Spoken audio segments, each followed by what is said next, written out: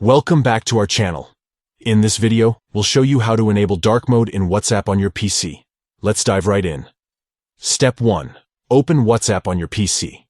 Step 2. Click on the gear icon located on the left side to open the Settings menu. Step 3.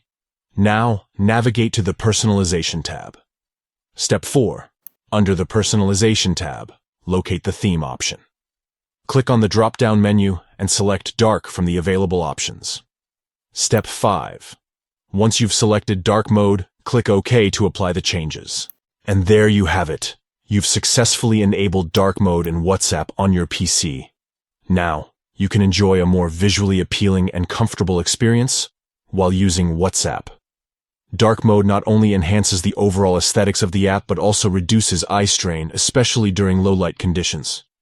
It's a great option for those who prefer a darker interface or want to save battery life on devices with OLED screens. We hope you found this tutorial helpful. If you enjoyed this video, please give it a thumbs up and consider subscribing to our channel for more useful tutorials like this one. Thank you for watching. If you have any questions or suggestions, please leave them in the comments below. Enjoy using WhatsApp in dark mode on your PC.